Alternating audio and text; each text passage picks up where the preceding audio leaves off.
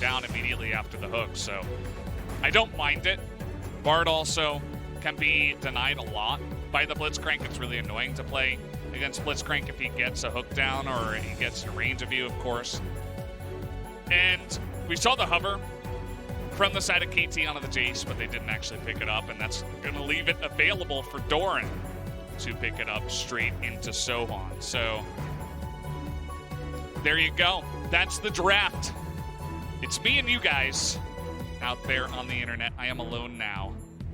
The Valdez solo cast begins, and I've been training this season. I've been in the hyperbolic time chamber, improving my analysis for this one moment. Ezreal and Bard and even Pillars from Trundle are going to offer. So here we are, back on the Rift. I did get a update, by the way, guys, that the game number 1 First Blood was the slowest First Blood of the summer split. It was something like 18 minutes, 31 seconds. And I hope that this game is not like that one. That would make my job a lot harder. Gotta fill up the air with stuff to talk about.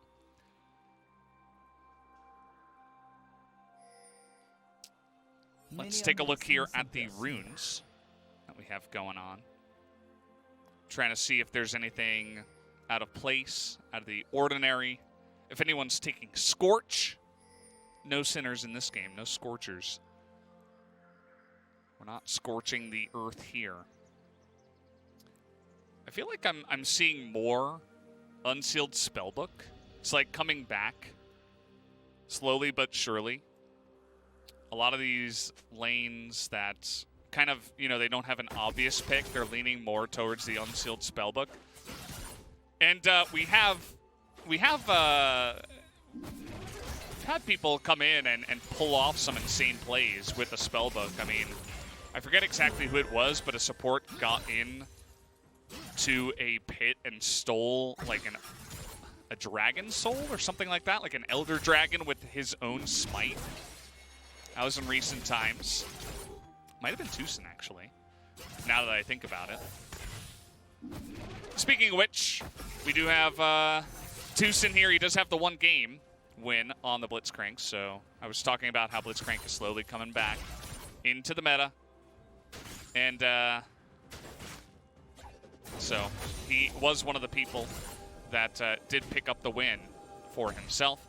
Chovy still undefeated on the Azir, and I'm actually surprised that this is Doran's first pick of Jayce. I mean, Jayce used to be, of course, very popular. It was a huge pick, as TusiN is he's just trolling a little bit.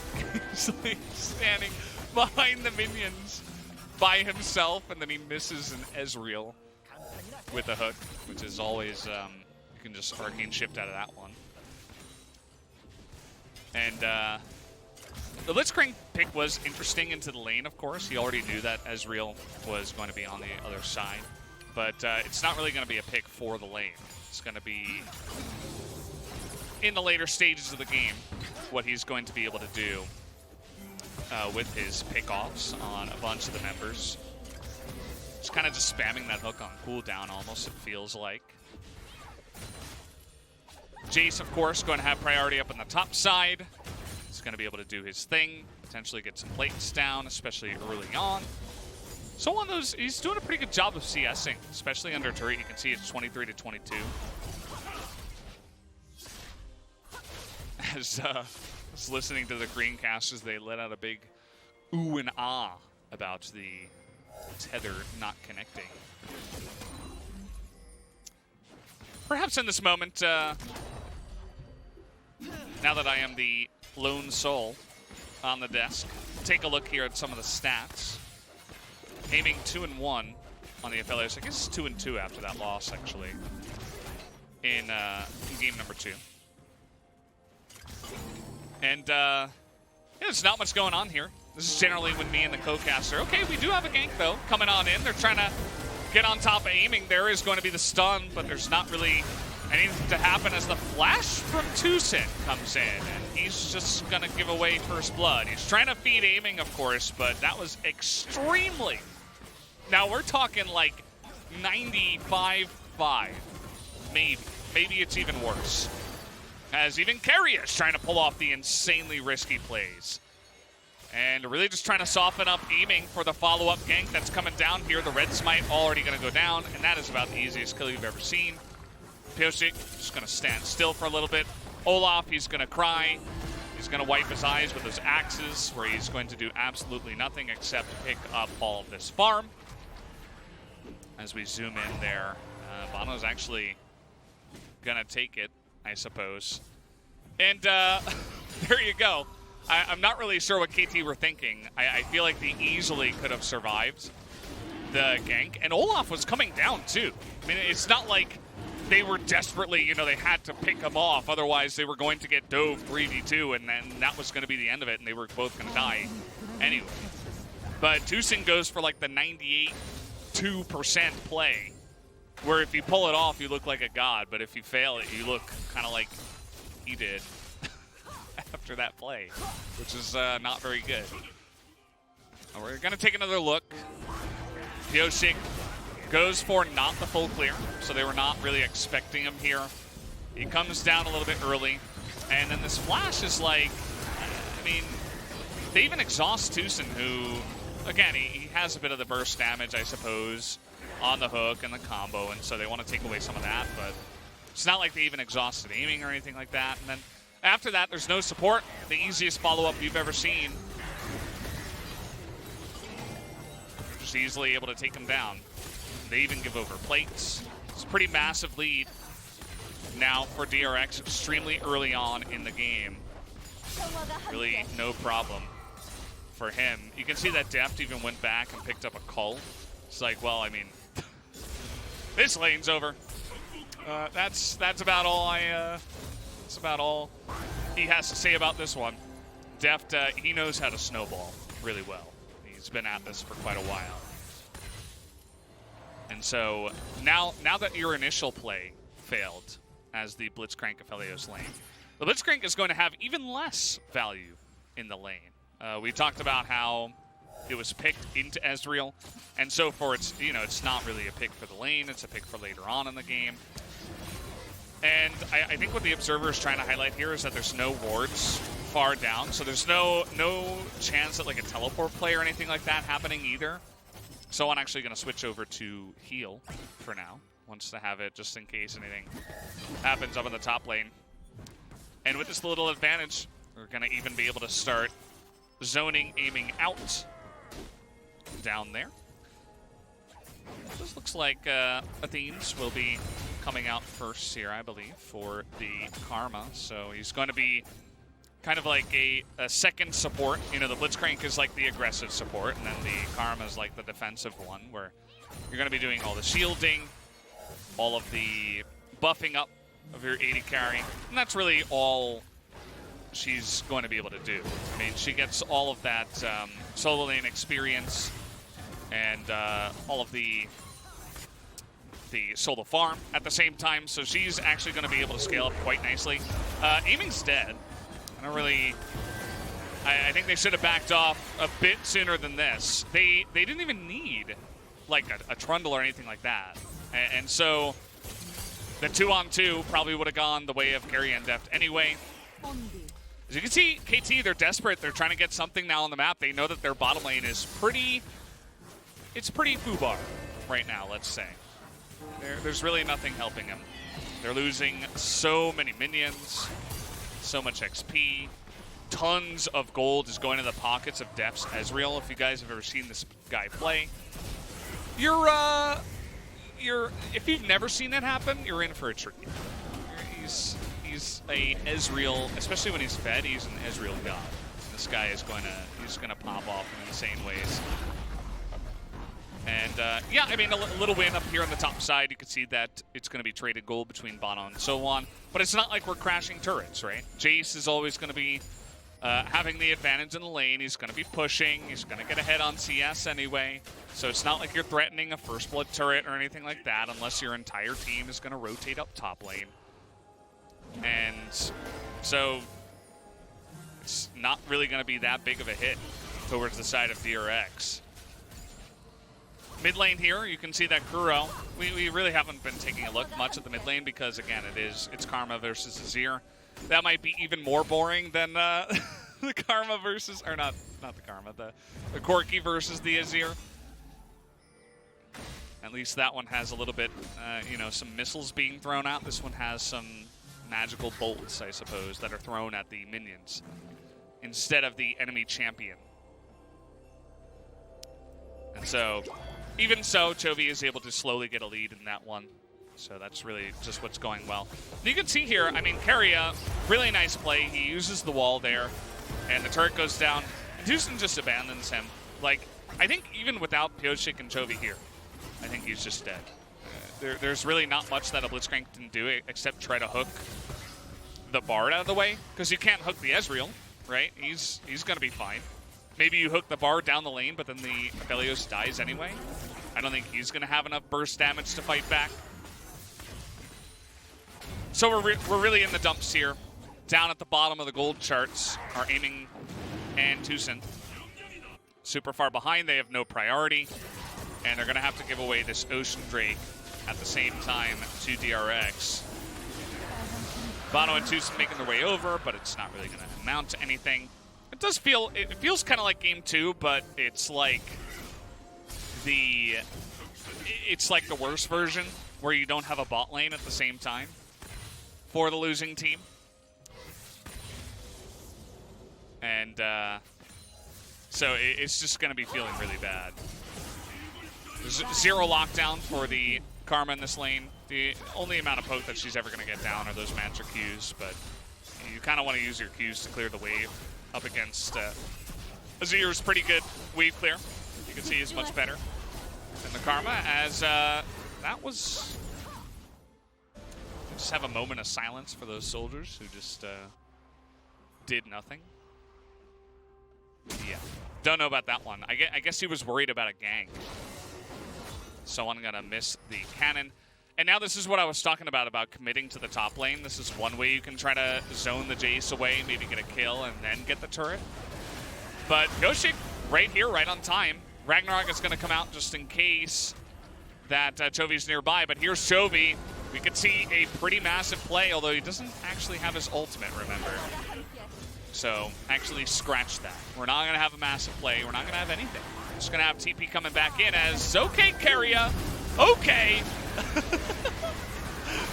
Not sure what he's doing there. He's gonna lock down the turret at least, but Jayce is still gonna die. I feel like Keria's really feeling it now. He's really feeling it. That was like the Bard play to end all Bard plays. You can see that a heal is going to be thrown out. Now Chovy is thinking about taking this one as he takes a turret shot. Okay. And now this is actually a really nice turnaround for KT all of a sudden. I mean, DRX do not have to do the things they're doing. I have to restate that, you know? They do not have to be sending their Bard into 3 members and flashing and forcing his team into a really awkward spot. And then Chovy doesn't need to be taking these weird trades when he should know that SoHwan has TP. And that's going to be the kind of embarrassing end to that fight for DRX, who originally came out ahead. But now you're able to get your champions out there on the map sooner. Look at Chovy's positioning. He's not able to get on the map at all. Because of that, he can't help. Doran is okay. Nice little play from him, but the shield is going to keep him alive for quite a while. So that will allow KT to trade it back. And who's going to pick off this first blood turret? It's going to be 2v2. I'll say top lane. And I was right. Bottom lane, it looks like... There you go. Finally going to take that one out. And so, for you guys who are just joining, I feel like I should give a little bit of an update. LS was not feeling very well. He has become a lost soldier here in the fight of the casting. So we'll see. I'll be solo casting for the meantime. Pyosik is going to get hooked, but he does not have Subjugate. And now, again, they're very deep in here. The Olaf not going to be able to do much by himself, though. He has to wait, and Pyosik, in fact, very fast. The flash in from aiming to try to root Chovy. Again, these are kind of like solo queue-esque plays, right? Like if you're trying to limit test, if you're trying to look cool in solo queue, that's a play that you might make. But from personal experience, I feel like going for the... Oh, he's actually going to catch him here. This might be a dead blitz as the flash on in. He's trying to make the most of it and trying to feed aiming. As the ultimate's going to come in, he finally gets a kill. But Chovy is going to put an end to that madness. As now flashing away is Chovy, the Olaf getting a lot of value here. Pyosik coming on in, Keria running away up on the top side. As finally the Olaf dies, and the stun comes in from Bard, as Kuro's also going to go down. But now SoHwan, in the midst of so many weak members of DRX, he's going to be able to take out the Jayce, but these Bard stuns are insane. I think you guys know who my vote is for the MVP. And it's not just for that play up on the top side where he flashed into 3 members. It's Brad the Chad. Let me go ahead and write that one down already. As breaking down the analysis, again, Chovy wasn't around because he had just died, and so they were looking to make the play. It gets traded 1-for-1 because Doran finds the opportunity. And Keria is just so active on the Bard. It's pretty insane. He misses the stun that time around. The Blitzcrank flashes. And so had he gotten the stun, it would have worked out much better for the side of DRX. And I also want you to look at how much value this Olaf gets. The shield comes in, but then it all ends up being a bait kind of for SoHwan. As Keria gets the 1 stun, he gets the heal off, and then he gets another stun. And Bard doesn't have a very high win rate, by the way, in LCK right now. He's like 9-21, or 9 out of 21 games, I think it is. But Keria knows how to make them work. And this is how you make the Brad dream work, guys. This is how you do it. Go for aggressive, proactive plays, especially when you're ahead. And he's already got 10 assists in this game. I mean, Keria is just everywhere. Nobody can move against him. They're all stunned. He's going to throw out, I believe that's one of the new Spirit Blossom emotes, if I'm not mistaken. And yes, Deft is 6-1-2. Yes, he's really fed. He's probably going to do the most damage in the game by far. But I think Keria is definitely the one who has been setting up all these plays from the lane into the later stages of the game.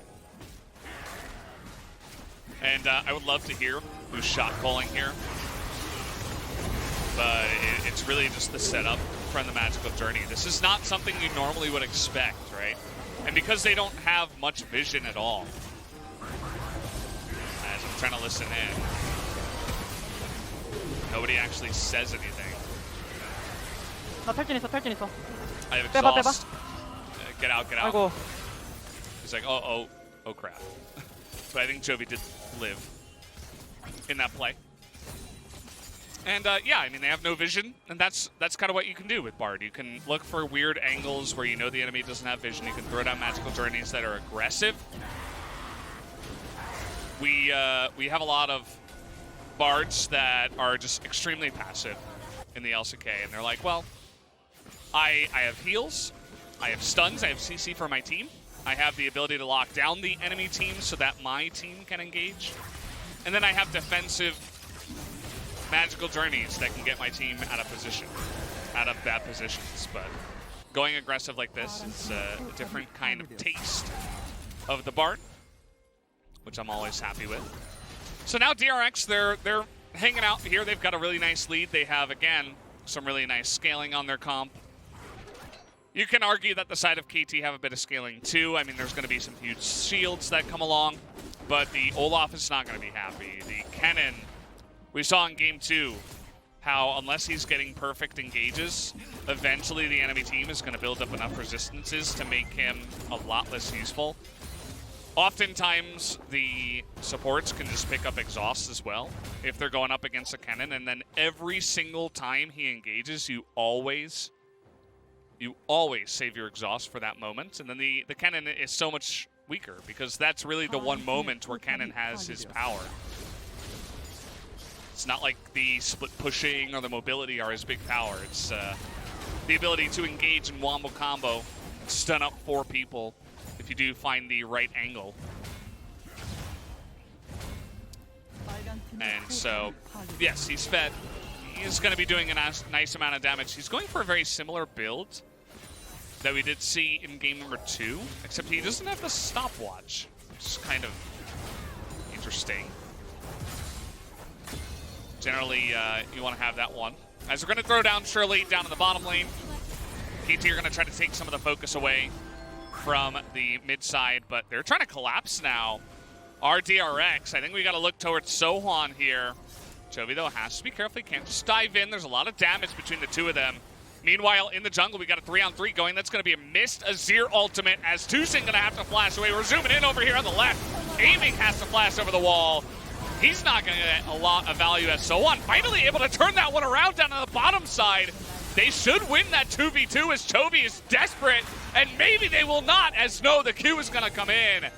And finally, SoHwan will be able to pick up that double kill.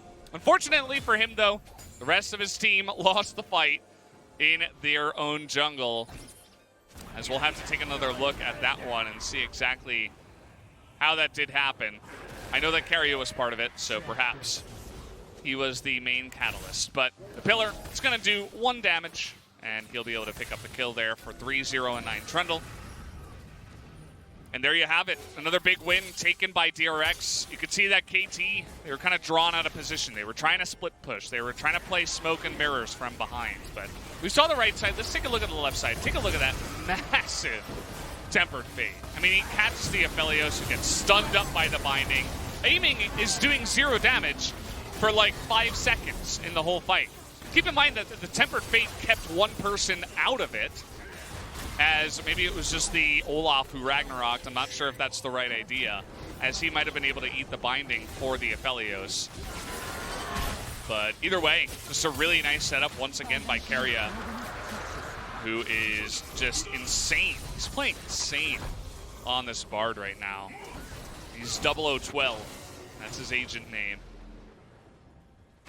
And again, KT are kind of reduced to smoke and mirrors. They don't even have the LeBlanc this time around, but they do have an ability to catch Doran, who's going to flash away.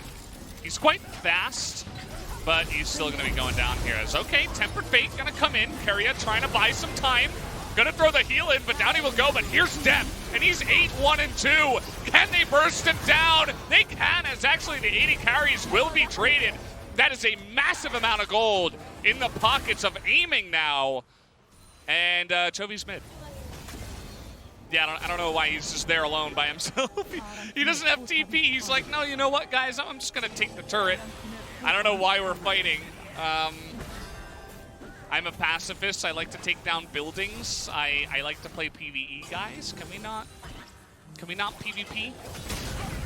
As now DRX are trying to force this 3v4. Subjugate is in, and Chovy is going to get the massive engage, but the exhaust takes away so much of his value. And why are DRX doing this? They did not have to force it. They're going to trade the 1-for-1.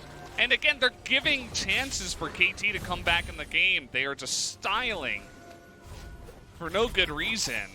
They could have, you know, just zoned him away, allowed Chovy to continue pushing. But that's not the way it went. So we're going to break it down from the beginning. Doran here. If it was any other support, he probably would have gotten away. Well, aiming died. Okay. Didn't get to see that one. Sorry we missed that one, guys. But it seemed like there was a lot of action there in the mid lane.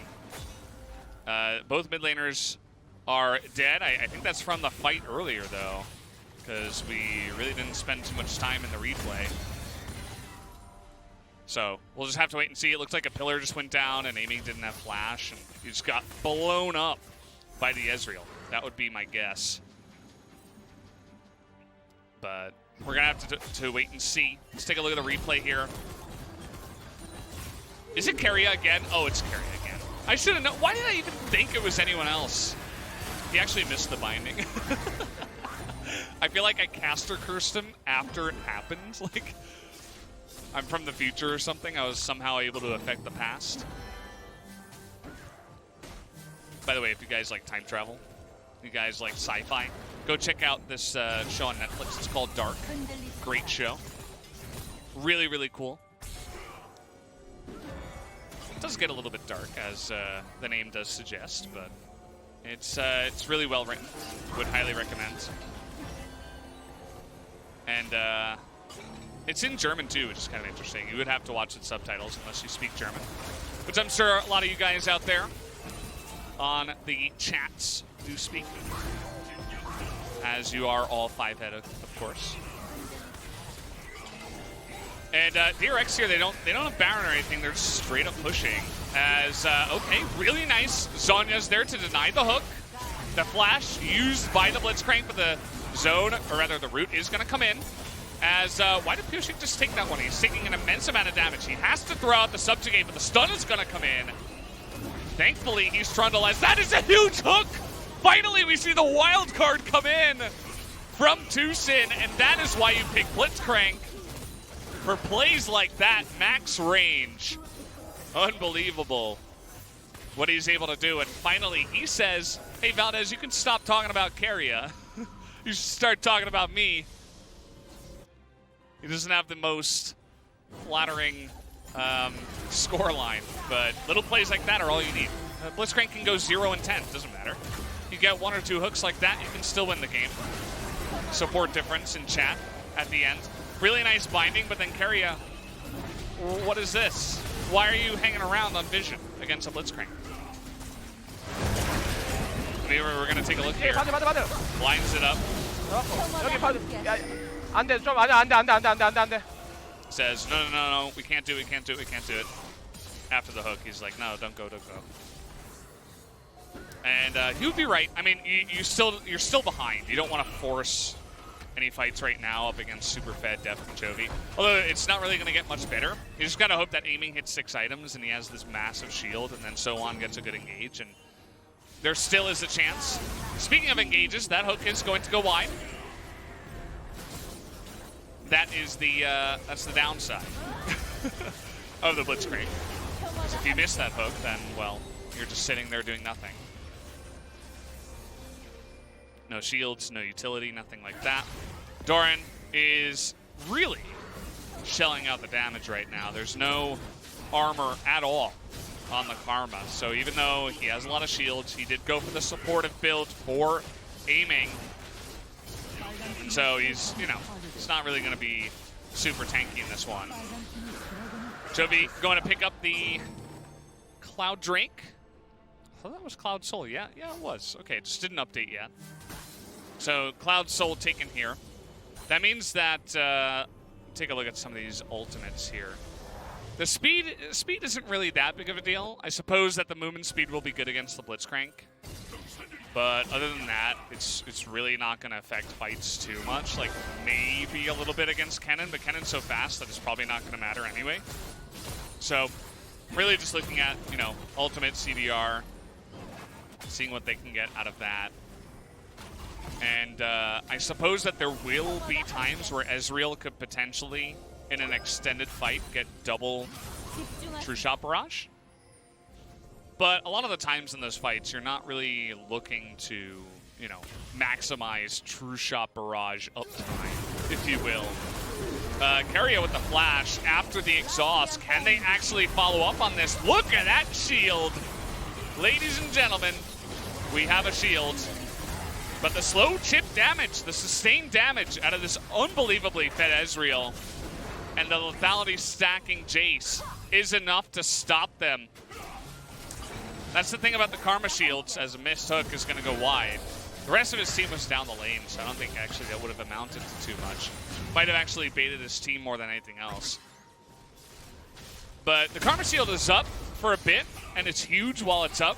But then the second it goes down, it's like, well, you gotta wait. You gotta wait for that cooldown to come back. You gotta wait for Mantra to come back.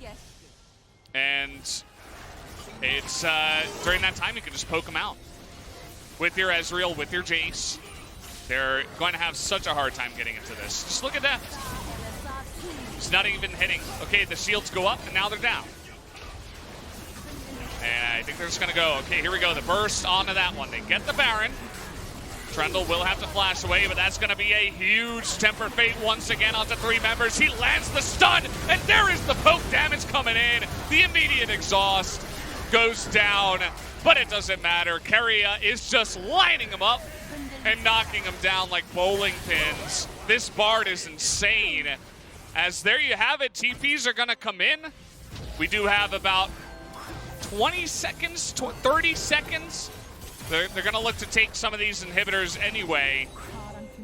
We'll see if they actually try to go for the end here. As we did have a lot of action, which certainly helped me out in terms of casting the solo cast. As play-by-play makes it much easier. As, yeah, they're just going to go for the win here.